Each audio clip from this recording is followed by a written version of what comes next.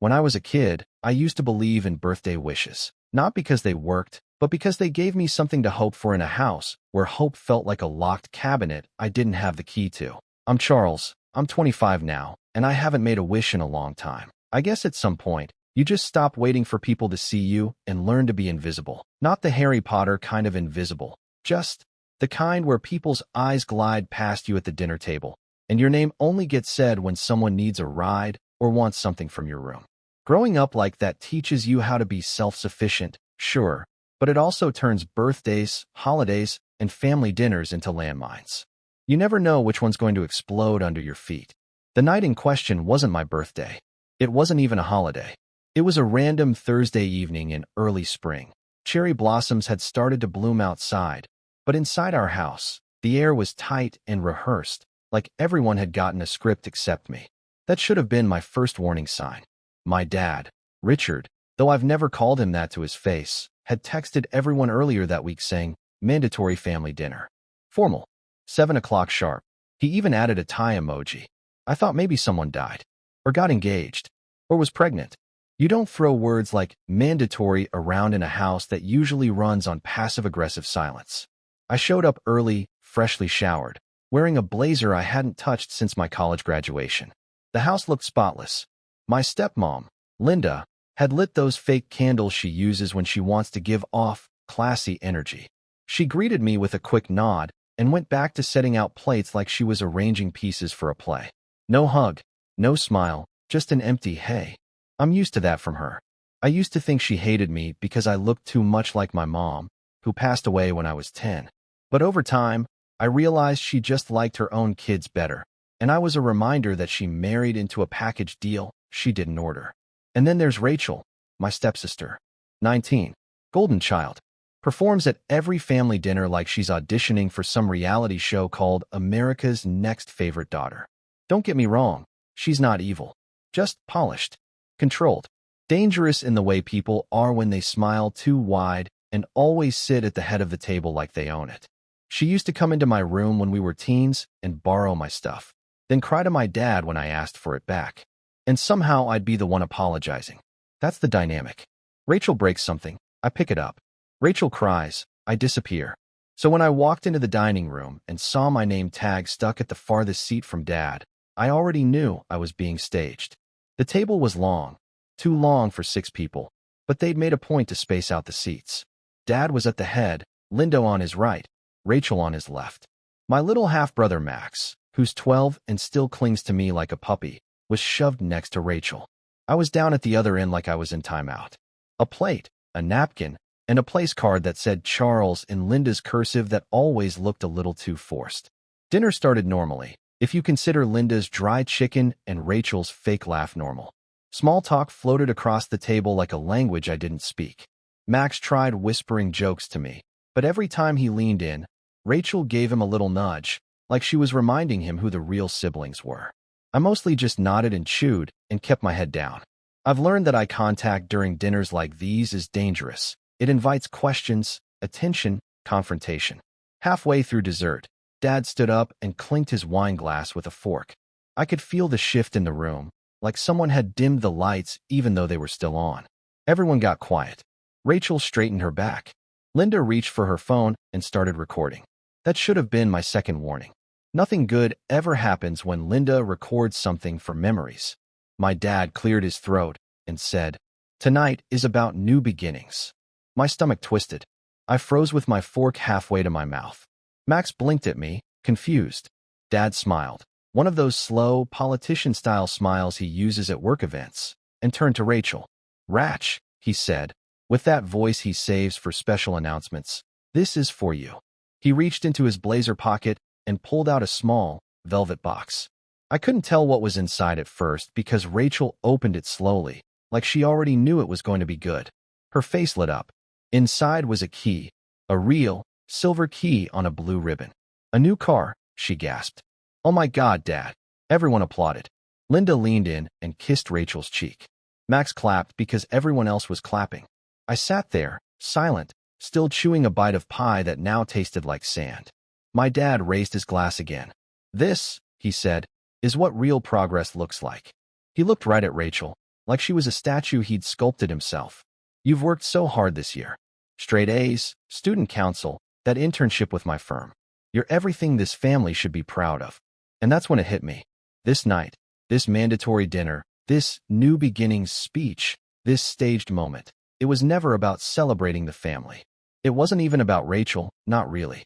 It was about putting her on a pedestal and using her shine to cast a shadow over everyone else. And especially me. No one said a word to me the entire time. No. Hey Charles, how's your job going? No, what are you working on these days? Nothing. I wasn't even a supporting character in this scene. I was background noise. A placeholder. A name tag at the wrong end of the table. I should have spoken up. Said something. But all I did was stare at the fork in my hand and wait for dessert to be over. I waited for the applause to die down. I waited for Max to stop clapping. I waited for someone, anyone, to remember I existed. But no one did. After that dinner, I started noticing things I used to ignore. Maybe I'd trained myself not to care for so long that I missed the signs, but now I was paying attention. And once you start paying attention, it's like turning on a light in a room that's been dark for years. You see the mold, the stains on the wall, the cracks in the ceiling. You realize the room's been falling apart around you the whole time. At first, it was small things. The way my dad started referring to Rachel as his legacy. He said it jokingly to a neighbor once, when we were both in the driveway. She'd just pulled in with groceries, and my dad, always the showman, offered to carry a bag to her porch. I was helping too, right beside him. But when she said, "Wow, must be nice having two grown kids willing to help," my dad chuckled and replied, "Oh, Rachel, here's the real star. My legacy in action." He clapped her shoulder like I wasn't standing 3 feet away. That was the moment I realized I'd become an accessory to Rachel's success story. A backdrop. And it only got worse from there. My dad had always worked a lot. He owns a regional marketing firm that somehow made him just successful enough to act like he's on the board of Apple. But after that dinner, he got louder about his pride. About her. He started posting about Rachel's journey on LinkedIn. Full paragraphs, complete with hashtags. Hashtag leadership, hashtag proud dad, hashtag nextgen. Meanwhile, I was quietly working 2 jobs, paying off student loans, and living in a studio apartment where my heat rattled like it was dying.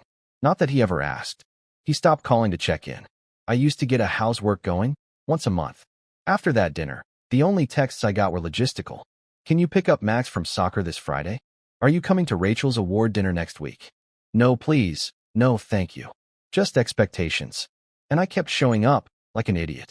Because Max still looked up to me. And some part of me hoped my dad would eventually remember I was part of the family too. But hope has a shelf life. The real turning point came 2 months after that dinner. I'd been working extra hours on a freelance pitch that finally got picked up by a national client. A big name. Something that could launch my career in a serious way. I was ecstatic. I called my dad that afternoon, not even expecting much. I just wanted to tell him. Share something. He didn't pick up. So I left a voicemail. Hey. Just wanted to let you know I landed that pitch I told you about. They want me to lead the project. Might even be able to quit one of my jobs soon. Hope all's well. No reply. Days passed. Then a week. The silence stung, but I told myself he was busy. Maybe he didn't check his messages. Maybe he'd mention it next time I saw him. Except when I did see him, at Rachel's celebration brunch for her getting into an Ivy League summer program. He acted like I hadn't said anything. Like I hadn't even called. The brunch was nauseating. Linda rented out a private room at a country club none of us could actually afford. Everything was white tablecloths and tiny shrimp cocktails. Rachel wore a fitted blazer and pearls, like she was 35. My dad gave another speech. He loved speeches. He talked about Rachel's work ethic and the kind of drive that comes from real character. I sat at a side table with Max, who kept checking his phone. He looked as bored as I felt. Afterward, while everyone was crowding around Rachel like she was royalty, I pulled my dad aside near the bar. Hey, I said, trying to keep my voice even. Did you get my message last week? He blinked at me, clearly confused. The pitch, I said. The project I got. I left a voicemail. Oh, he said, like he just remembered I had a job. Yeah, that's great, Charles. Really? That's it? No follow-up question. No, tell me more. No, what's the client? Just a pat on the shoulder and a turn back toward the champagne table. I stood there a while, letting the noise of the room blur in my ears. I felt like I was watching my life happen from a distance, like I was underwater and everyone else was above the surface, laughing, breathing, living. That night, I didn't sleep. I sat in my apartment and stared at my laptop, fingers hovering over the keyboard, trying to draft a thank you email to the client. I couldn't focus. My eyes kept drifting to the photo Rachel posted from the brunch. Her holding the program acceptance letter, my dad in the background with his arm around her, beaming. The caption read, "So grateful for the support of my incredible family. Couldn't have done it without them." I wasn't even tagged. The days that followed were a blur of resentment and regret. I went to work. I answered emails. I walked Max's dog when Rachel got too busy. I kept pretending like it didn't bother me. Until the birthday incident. Max's birthday landed on a Saturday that year. He'd invited a few friends to the house for pizza and games. Just a chill party, nothing crazy. Linda gave me a list of errands to help with. Ice, decorations, picking up the cake. I didn't mind. I liked doing things for Max. But when I showed up that afternoon, things felt off. The house was decked out like it was a corporate event. Custom banners, gold foil balloons, coordinated tableware. Rachel was wearing a sleek black dress like she was hosting an awards show. And worst of all, she had taken over the party. Not in a playful older sister way. In a center of attention kind of way. She set up a game tournament where she was the judge. She arranged a photo backdrop that featured her name in the corner with the word sponsored. I kid you not. She had printed flyers for her college fundraiser and placed them next to the goodie bags. At a 12-year-old's birthday party, I pulled my dad aside. "Hey, don't you think Rachel's kind of hijacking this thing?" He laughed. "She's just trying to help. You know how she is." "Yeah," I said. "I do." But the worst part came when it was time to cut the cake. Max blew out the candles. Everyone clapped. And then Rachel said, "Wait. One more surprise." She reached under the table and pulled out a brand new Nintendo Switch. "From all of us," she beamed. Max looked thrilled, until I saw his eyes dart to me. Because he knew. We'd gone to the store together 2 weeks ago. I bought him that Switch. With my own money. I'd even told him it'd be a surprise from me, and we'd laughed about it. And now here was Rachel, taking the credit like she always did. I stepped forward, heart racing. Actually, that. But before I could finish, Linda swooped in. "Let Rachel have her moment," she whispered. Not asked. Not suggested. Ordered. I bit my tongue so hard I tasted blood. Max mouthed sorry to me later when no one was looking. I didn't eat cake. I left early, citing work, even though I didn't have anything to do. I just couldn't stand to be there. I couldn't stand to watch them rewrite the story in real time, again, with me edited out of the frame. That night, I got a text from Rachel. "Hope you're not mad," smiley face. "Max had a great time. You're such a good big bro." I stared at the screen for a long time, thumbs hovering. I didn't respond. I couldn't. Because that night wasn't just the end of the party. It was the beginning of the betrayal. The real one. 2 days later, I found out my dad had quietly co-signed Rachel's lease for an off-campus apartment in the city, the same building I had tried to get into last year, but was told I needed a co-signer for. When I'd asked my dad back then, he'd said, "I don't think you're ready for that kind of responsibility, Charles." But Rachel? She got the keys in a fully furnished unit without even mentioning it to me. I found out by accident. A buddy of mine from college moved into the same complex and texted me a photo of the nameplate on the door, Rachel Bennett, Apt 7C. With the caption, "Your sis moved in upstairs?" And that's when everything inside me went quiet. Not angry, not sad, just quiet, like the air before a storm. Because I realized something important, they weren't going to stop. As long as I kept playing the background character, they'd keep writing me out of the story. And the worst part? They thought I'd let them. They thought I wouldn't do anything. They were wrong. So very wrong. And I was done waiting to be noticed. But I wasn't going to yell. I wasn't going to beg. No, I was going to be strategic. I wish I could say I launched straight into action after that. Like I flipped some switch and became the best version of myself overnight. But that's not how it works, is it? Truth is, I spiraled first. There's something soul-crushing about realizing you were never part of the blueprint. That you were tolerated, not treasured. After I found out about the apartment, I tried to confront my dad. I wasn't looking for a fight. I just wanted honesty. Closure, maybe. He was sitting in his home office, pretending to work, sipping scotch from one of those pretentious crystal tumblers. I stood in the doorway for a solid minute before he even looked up. "Charles," he said, Like my name was a task on a to-do list. Something wrong. I kept it simple. You co-signed Rachel's lease? He nodded, not even pretending to act surprised that I knew. She's starting a new chapter. It made sense. She needs support right now. Right. I swallowed hard. Like when I needed support last year, and you told me I wasn't ready. That was different. How? I asked. I wasn't angry, just numb. He sighed, leaning back like he was already bored of the conversation. Charles, you've always been independent. You're capable. Rachel, she's young, she's 2 years younger than me. I snapped. He frowned, clearly annoyed. Why are you making this about you? That was the moment I realized I'd lost him. Not just this argument. Not just the moment. I had lost him. As a father. As someone who was supposed to look out for me. He had already built a version of the world where I didn't factor in, and anything I said to contradict that was just noise. I left without another word.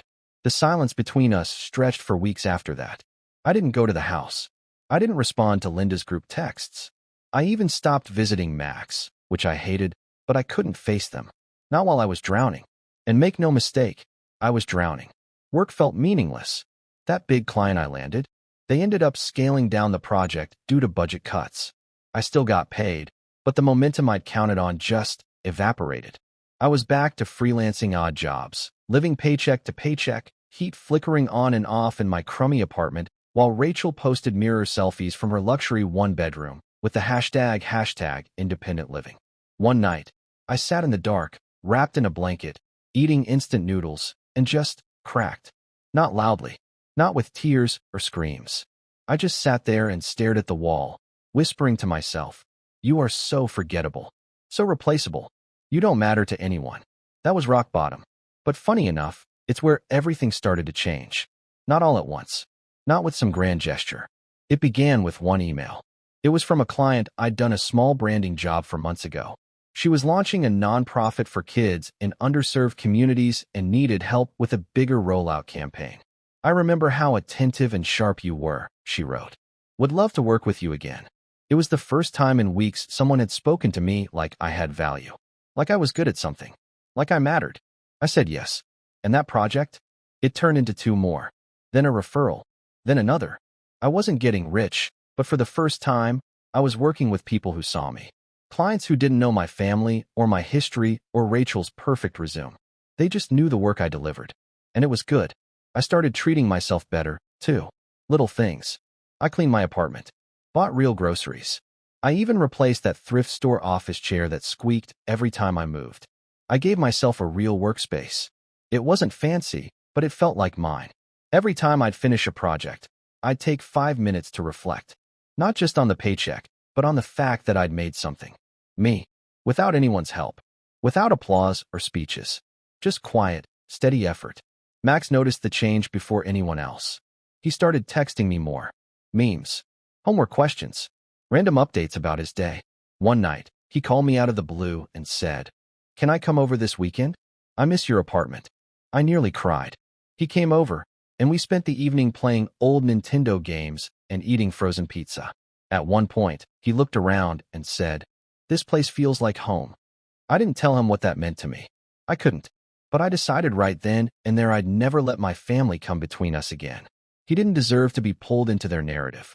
He deserved better. We both did. By the time summer rolled around, I had built something resembling stability.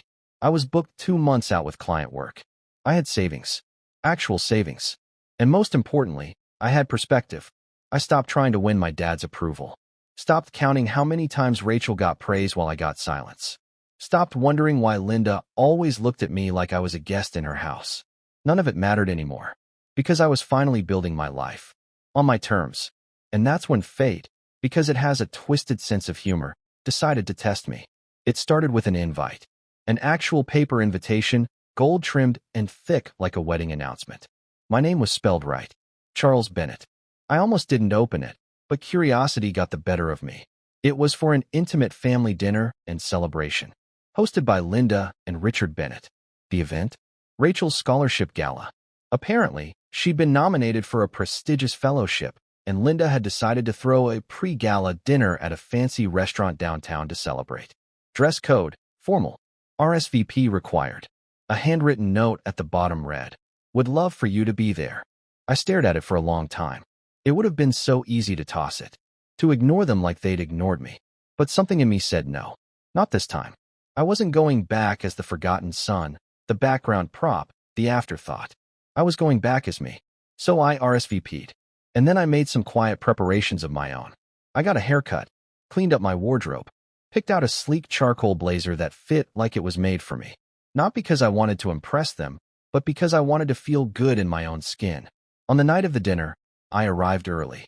Not awkward early, confident early. I greeted the host. I waited with my hands in my pockets, calm, centered. When the rest of the family walked in, their eyes landed on me with a mix of surprise and confusion. "Charles," Linda said, blinking. "You're early." I smiled. Figured I'd beat traffic. Rachel gave me a double take. "Wow, you clean up nice." I laughed. "Thanks. You too." The evening unfolded like a play. Speeches, toasts, Rachel talking about her grind and sleepless nights and how grateful she was for the support of her family. My dad beamed the whole time. Linda dabbed her eyes dramatically. I sat there, sipping wine, listening, nodding, letting it all wash over me. But I wasn't bitter anymore. Because while they were up there performing, I knew something they didn't. I had found something better than their approval. I had found myself. I had found purpose. And I had a plan. You see, a few weeks earlier, one of my nonprofit clients mentioned they were partnering with a major foundation to expand their education initiative. They were looking for guest speakers, young professionals with a background in creative work, especially those who came from underdog stories. She asked if I'd be interested. At the time, I said I'd think about it. Now, I knew exactly what my answer would be, but I wasn't going to announce it at the dinner. That would have made it about them. No, I was going to let it unfold on my terms. Because sometimes, the best revenge isn't dramatic or loud. It's just showing up, thriving, existing in a way that makes people rethink everything they assumed about you. I clinked my glass against Max's. He smiled at me, proud. And for the first time in years, I felt powerful. It's funny how clarity doesn't strike like lightning. It seeps in slow, like sunlight, through blinds. After the dinner, I walked home with a calmness I hadn't felt in years. Not because they'd changed. Oh, they were the same as ever, but because I wasn't waiting on them anymore. I wasn't a son hoping for scraps of pride from a father who had long since rewritten the family narrative. I was something else now. Something dangerous. Because now I had peace. And peace, when paired with purpose, is a terrifying thing. They just didn't know it yet. The next morning, I poured myself a cup of coffee and stood at the window of my apartment, watching the early traffic crawl past like it always did. Normally, I'd be heading straight into emails, grinding away. But not today. Today, I opened a blank document and titled it Operation Reset. It started as a joke, just me venting into bullet points. But by the time the sun hit noon, it wasn't a joke anymore. Because the more I thought about it, the more I realized just how much they had benefited from rewriting the story. Rachel with her curated reputation, Linda with her image of the picture-perfect stepmother, my dad with his polished family photos posted for his business contacts. They'd built a legacy on my erasure. And they'd done it so well, so methodically, that even I had started believing their version. Not anymore. I wasn't out for petty revenge. I didn't want to sabotage Rachel's scholarship or humiliate Linda in public. That would have been easy, but short-lived. No, I wanted something deeper, cleaner. I wanted to set things right at the root. And to do that, I needed leverage. I started by doing something I hadn't done in years. I called my aunt. Her name's Susan, my mom's sister. We hadn't spoken in ages, not because of any falling out, but because after my mom died, my dad slowly drifted us apart from her side of the family. Said it was easier that way, less complicated. But Aunt Susan had always been kind to me. The kind that sticks in your bones. She picked up on the second ring. "Charles." Her voice cracked like she hadn't said my name in too long. "Is everything okay?" "Yeah," I said. I've been thinking about Mom a lot lately." We ended up talking for 2 hours. She filled in holes I didn't even realize were there. Stories about my mom's life before she met my dad. What she wanted from me. What she used to say about the kind of man she hoped I'd become. Susan still had photos of us. Me, not just Rachel's Instagram-filtered childhood, and even some of my mom's old journals. When she offered to scan and email a few pages, I said yes before she finished the sentence. And reading those entries? It was like hearing my mom again. In one, She wrote about holding my hand on my first day of preschool, how I'd been nervous but tried not to show it. She'd written, "He's so brave, so much stronger than he knows. I just hope Richard sees that someday." He never did, but I did. That journal entry became the anchor for Operation Reset. I printed it out and pinned it above my desk as a reminder. This wasn't about revenge anymore. This was about correction. Step 1 was visibility. My family had written me out of the story, so I was going to write myself back in, loudly, and in ways they couldn't control. I dusted off my long-forgotten LinkedIn profile and rebuilt it from scratch. Clean photo, sharp bio, a detailed rundown of my freelance projects with glowing testimonials from actual clients. It took hours, but by the end, it looked legit. Then I published a post. 10 years ago, I lost my mom. 5 years ago, I lost myself trying to become the son my father could be proud of. But this year, I built something of my own. No handouts, no shortcuts, just quiet work. I'm not here to go viral. I'm here to remind anyone who's ever felt invisible that you don't have to stay that way forever. Sometimes the best stories are the ones we write ourselves. Hashtag resilience, hashtag creative life, hashtag new beginnings. It didn't go viral, but it did get noticed. Old college friends reached out. A former professor messaged me to ask if I'd guest speak for her class. Even my client, the one from the nonprofit, shared it with her network and introduced me to a marketing lead at a major youth initiative backed by a national foundation. Which brings me to step 2, opportunity. The nonprofit director, Sasha, was looking for someone who could lead a youth mentorship program for high school students interested in creative careers, especially those from underrepresented or struggling backgrounds. We had coffee the next week. I told her my story, not the sugar-coated one, but the real version. The stepchild syndrome. The erasure. The quiet rebuild. She listened, nodded, and said, "I think you're exactly what these kids need." I got the position. It wasn't a full-time job, more like a paid contract to develop and lead a 6-month program. But the funding was substantial, the exposure incredible, and the platform massive. That program became the cornerstone of my rise. And I decided to name it after my mom. The Evelyn Project. When the promo site went live, it featured my story. My face. A tagline that read, "For the kids who were never the favorite." It didn't take long before Rachel saw it. She didn't reach out directly, but I noticed a shift in her socials. A few subtle changes. Less self-congratulatory posts. More vague, feeling overwhelmed captions. Then came the email. From my dad. Subject, "Let's talk." Body, "Charles. Saw the piece about your mentorship project. Looks impressive. I think we should talk. Dinner this weekend?" No apology. No acknowledgement of the years he'd spent looking right through me. Just control. I didn't reply. Instead, I called Max. "Hey," I said. "You want to come with me to the next Evelyn Project event? It's a workshop for kids your age." He lit up. "Wait, seriously? Can I help run something?" "Even better," I said. "You'll be my co-host." We spent the next week prepping together. I taught him how to use Canva to design a flyer. He practiced his speech in my apartment mirror. I'd never seen him that focused. When the day came, he showed up in a collared shirt and dress shoes, hands shaking with nerves. He nailed it. The kids loved him. Sasha was blown away. And afterward, Max hugged me in front of everyone and said, "You're the best big brother ever." That hug was worth more than 100 dinners at my father's house. But the setup wasn't finished. Not yet. Because fate handed me one more tool. A gift, almost. Rachel posted an announcement. "Exciting news. I've been asked to speak at my dad's company retreat next month to discuss my journey and the importance of mentorship. Grateful for the platform and support. Hashtag leadership, hashtag proud daughter." And that's when everything clicked into place. See, I knew about that retreat. My dad hosted it every summer. A weekend getaway for executives and their families to network, bond, and hear inspirational talks, speeches, panels, photo ops. And this year, Rachel was going to be their keynote. I could have crashed it, but I didn't need to, because Sasha was also invited. Turns out her foundation had recently partnered with my dad's firm on a marketing campaign for youth empowerment. Small world. She texted me, "I'm speaking at that retreat you mentioned. Want me to bring up the Evelyn Project?" I replied, "Only if you're comfortable. But yes, and tell them the founder would have loved to come, but was never invited." A week later, I got a photo. It was Sasha on stage. Behind her, a slide with the Evelyn Project logo and my face. Rachel was sitting in the front row, lips tight. My dad, expressionless. But the image said everything. They couldn't ignore me anymore. And I wasn't finished. Not yet. Because the final step of the setup was personal. I made an appointment with a lawyer, a family estate specialist.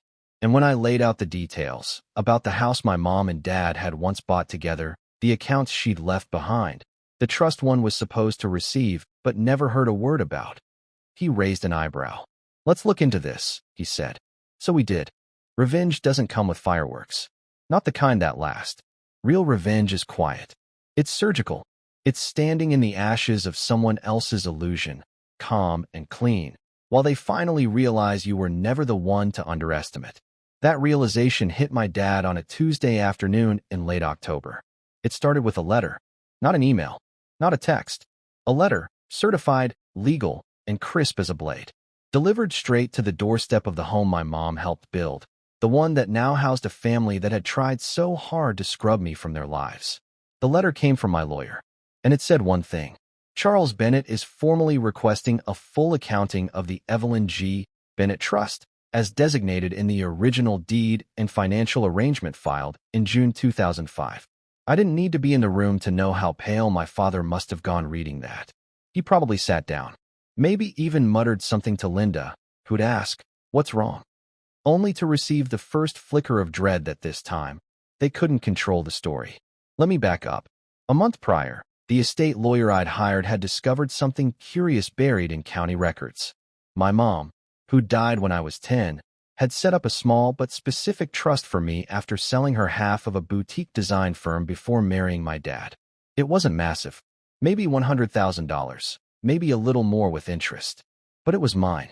It was meant to be released when I turned 21. I'm 25. My dad had never mentioned it, never even hinted it existed. But the lawyer found it. Filed. Active. Quietly dormant.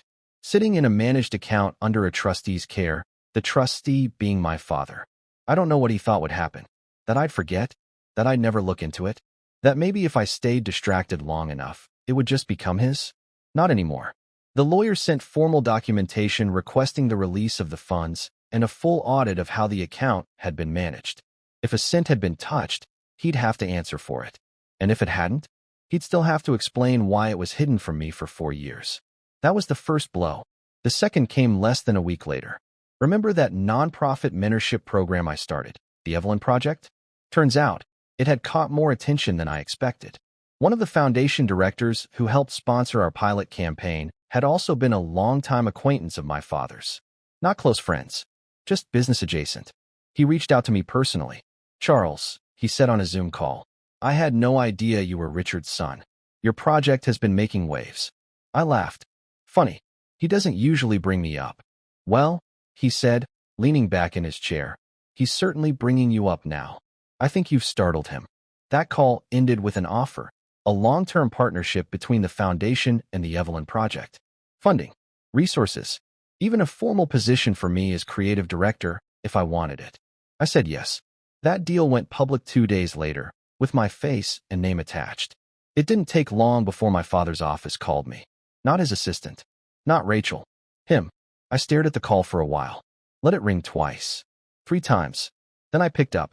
"Charles," he said, trying to keep his voice steady. "We need to talk." I waited. I think there have been some misunderstandings between us. I've been meaning to reach out.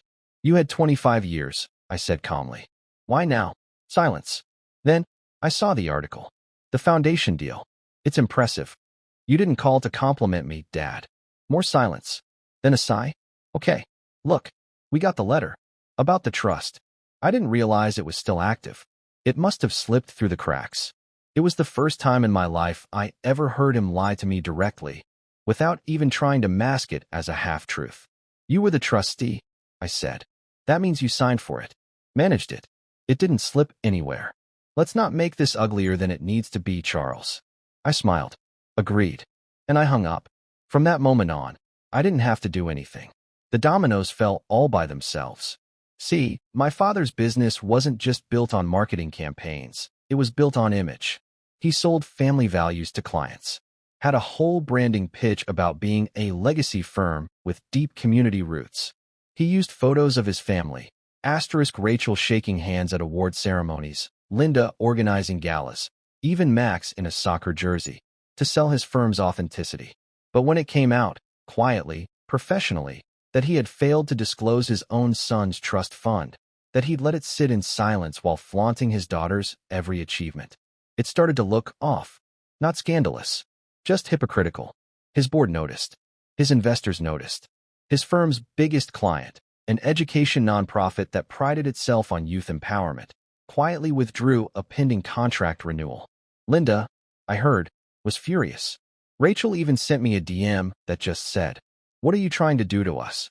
I didn't reply, because it wasn't about doing something to them. It was about finally doing something for myself. 2 weeks later, the trust was released. Every dollar. My lawyer also negotiated a formal acknowledgement of breach of fiduciary duty. No criminal charges. My dad was too smart for that. But he had to sign a statement admitting oversight and mismanagement. That statement was public record. But the final act wasn't legal or financial. It was a dinner. Max's birthday again. A full year since the Nintendo Switch incident. This time I hosted. Just a backyard party at my place. String lights, cheap pizza, card tables, and homemade cupcakes. Max invited a handful of friends. Sasha and some of my mints dropped by. Even Aunt Susan flew in from out of town. Max gave a little toast, with his preteen voice cracking and his cheeks red, and said, "This is the best birthday I've ever had." That night, I gave him a wrapped box. Inside, a custom controller with his name engraved. He burst out laughing and hugged me so hard he nearly knocked us both over.